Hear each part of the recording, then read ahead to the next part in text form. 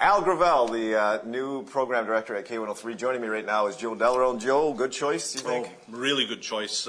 He's been around the radio business now for a long time. A lot of people remember him from Shome, the Electric Lunch Hour. Which CKGM. Oh, yeah, CJD for a while. So he really knows the radio business, and that's kind of what we need right now at K103, to have somebody lead the troops into battle. And he's going to do some good work. All right, let's move on to what you're here for, specifically on the show today, and that is to talk politics. What's going on?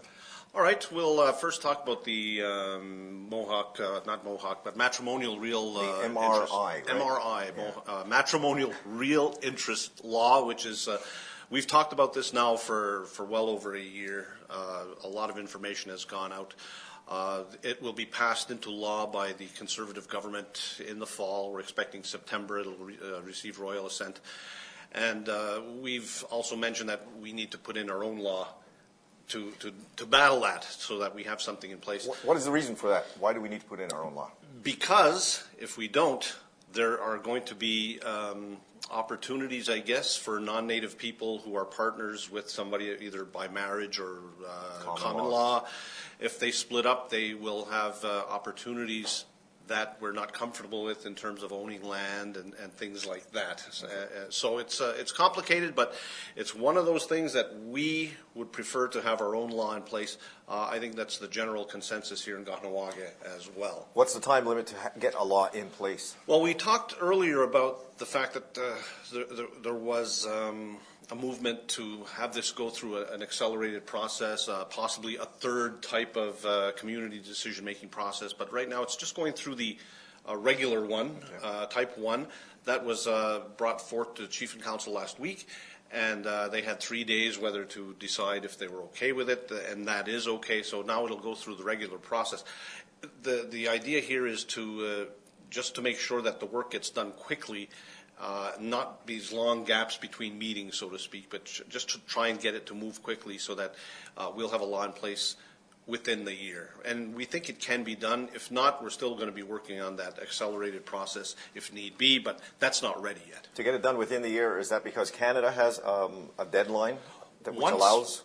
Once a law passes, then they have a year to put it into effect. That's what's expected in this law anyway. Okay. It will come into effect 1 year after it receives royal assent, so sometime in 2013. I get it.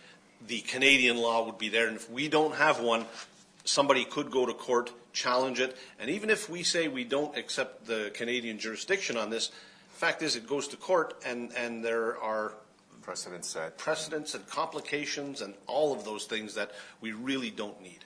Okay. What else is going on? All right, the other news was announced earlier this week. Kahnawake and Kruger Energy signed a deal.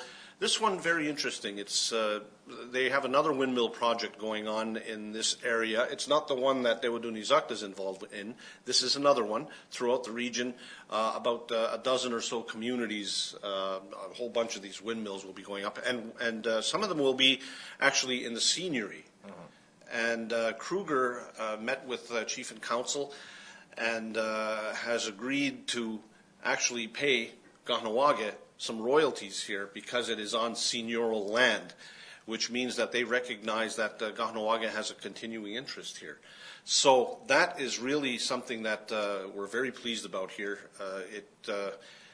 I guess it's something that used to happen a long time ago, but we haven't had that in a long time. And in terms of the seigneury, it just gives a stamp of approval from a pretty big company saying that, all right, we agree that you have an interest there.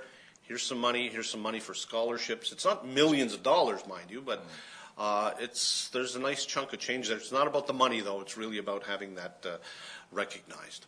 Okay. Anything else? That's about it. I know it's been, you'd think it would be a little quiet with the election coming up, but it's been pretty busy.